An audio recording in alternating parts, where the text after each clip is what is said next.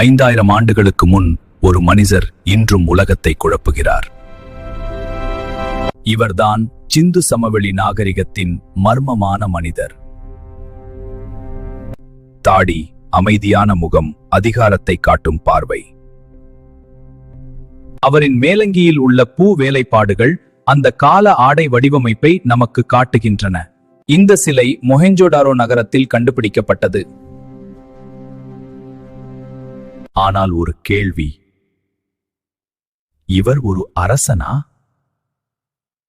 அந்த மர்மம் இன்றும் தீர்க்கப்படவில்லை.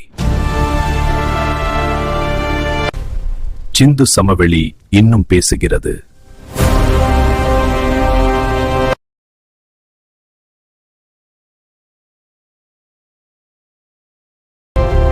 ஹிஸ்டரி வேர்ல்ட் தமிழுடன் வரலாற்றின் பயணத்தில் சேருங்கள்.